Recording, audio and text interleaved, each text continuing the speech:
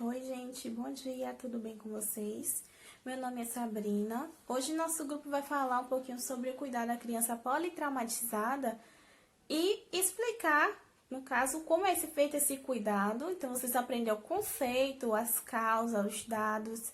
Então, como é feito esse atendimento e avaliação à criança politraumatizada e o deslocamento dessa criança também até a unidade hospitalar e o papel do enfermeiro na assistência.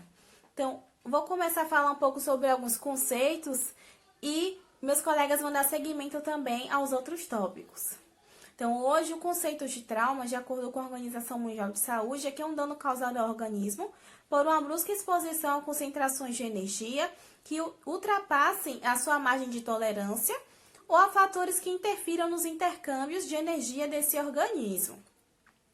Já o politrauma, como o próprio nome já diz, então pode dar a ideia de que são vários, então é definido como um conjunto de lesões traumáticas simultâneas em diversas regiões, órgãos ou sistema do corpo, em que pelo menos uma dessas lesões, então pode colocar o paciente em risco de vida.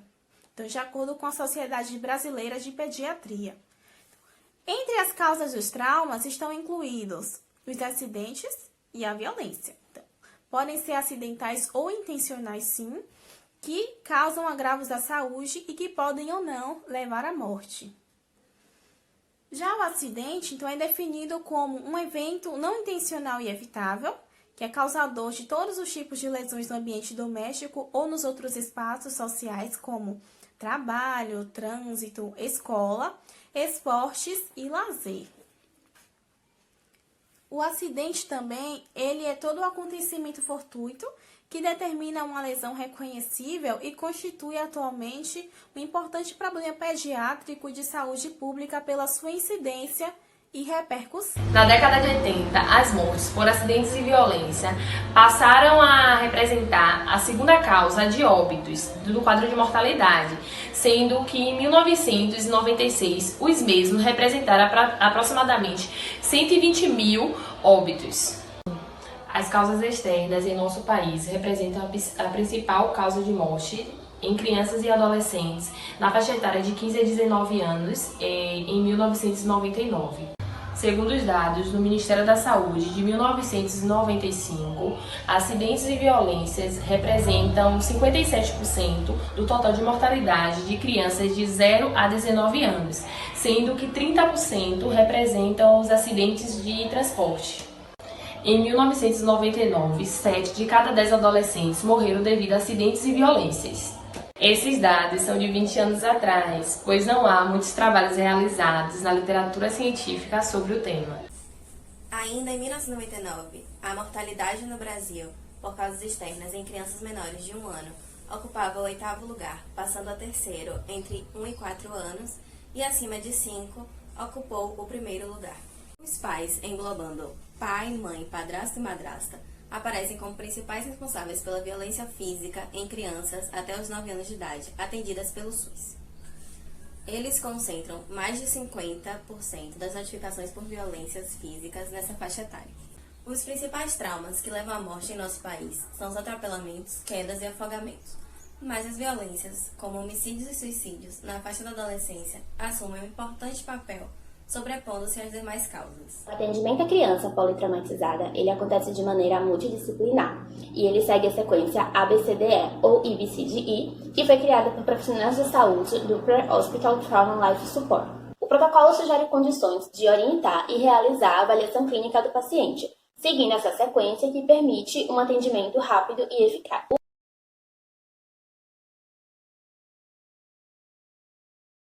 O A corresponde às vias aéreas, que consiste na abertura das vias aéreas e no controle da coluna cervical.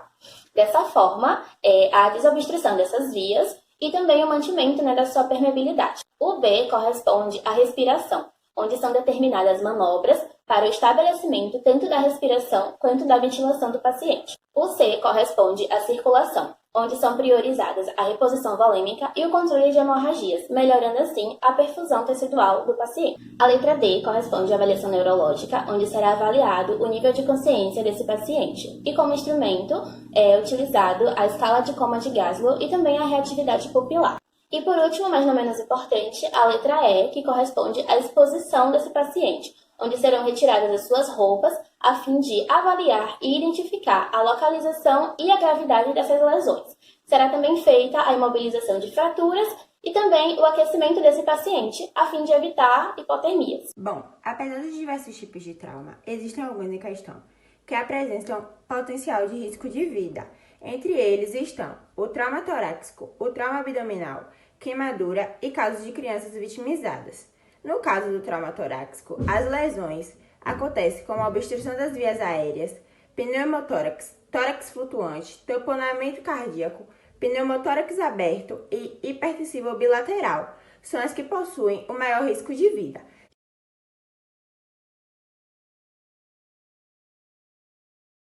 Já no trauma abdominal, o diagnóstico é realizado pelo exame clínico do abdômen, tomografia e, em alguns casos de criança, através do lavado peritoneal.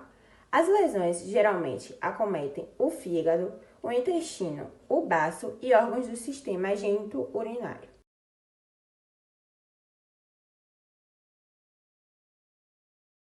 No esquema mostrado anteriormente, podemos ver, de forma esquematizada, a estabilidade hemodinâmica causada pelo trauma abdominal. Sobre as queimaduras, em um estudo, consta que 50% dos casos são casos infantis e que as queimaduras com álcool correspondem a 40% dos casos, entre 7 a 11 anos.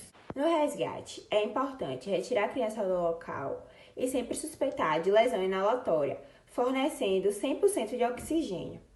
E, além disso, é importante retirar as roupas e qualquer objeto que retenha calor do corpo da criança. Após o resgate, é essencial uma avaliação de maneira esquematizada, funcionando da seguinte maneira.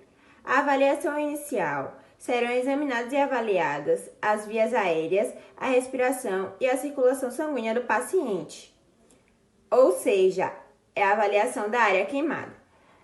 Depois, a reanimação fluídica.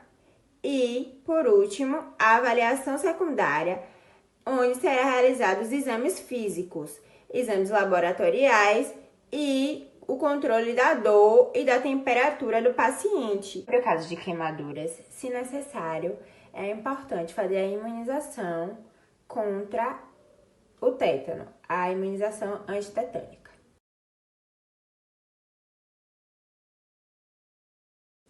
Em relação aos maus-tratos, é importante confrontar os achados clínicos através do exame físico com a história relatada pelo guardião legal da criança, a fim de encontrar discrepâncias que confirmem a suspeita de violência e, assim, comunicar às autoridades responsáveis. Na suspeita do abuso físico, deve-se suspeitar da gravidade da lesão e observar de acordo com a história relatada. E assim realizar o exame físico também na criança. Sobre o transporte à criança politraumatizada, ele tem como objetivo fornecer atendimento no menor tempo possível, mas sempre priorizando a segurança do paciente. Ele só pode ser realizado por profissionais que estão capacitados para reanimar, reabilitar e estabilizar o paciente para poder levá-lo ao atendimento definitivo. Olha, agora eu fiquei com uma dúvida séria aqui mesmo. Eu vou ter que pedir ajuda aos universitários para poder me ajudar. Eu vou pedir ajuda aqui à Bianca. Vem cá, Bianca, como é que é dado o nome ao transporte de pacientes na emergência? Me responda essa daí, vai.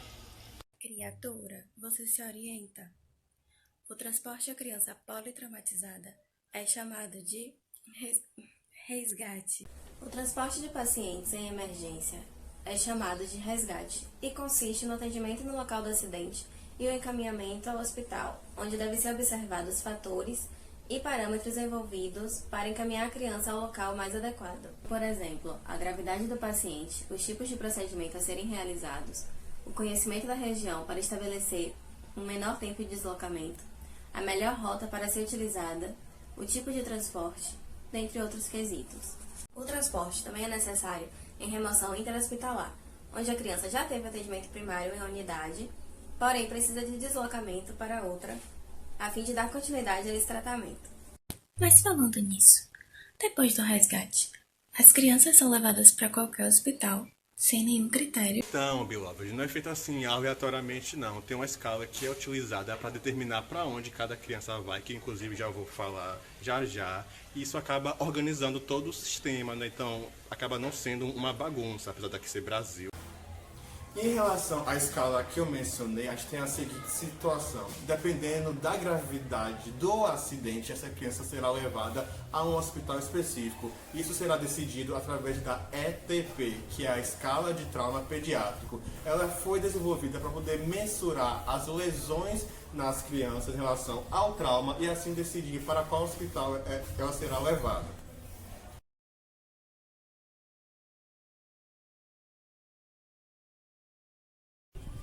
Primeiramente, estudar as causas e as consequências do politrauma é importante para se fazer um diagnóstico de enfermagem preciso e também para que se promova a adoção de medidas de controle e de assistência.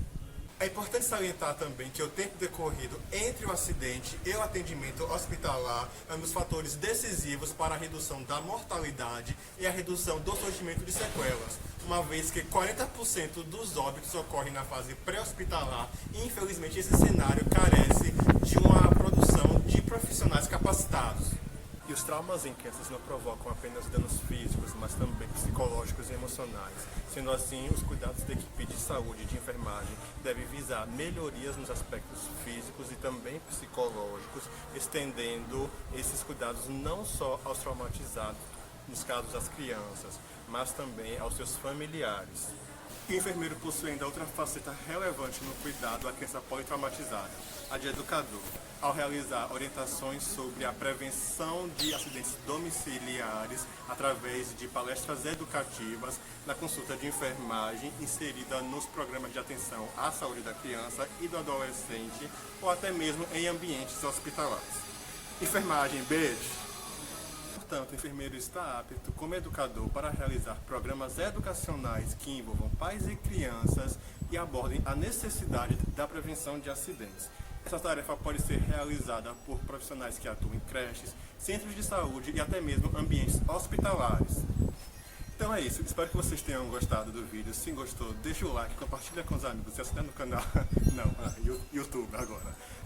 Espero que vocês tenham gostado do vídeo e espero que vocês também tenham entendido um pouco mais sobre os cuidados da criança politraumatizada. Muito obrigado.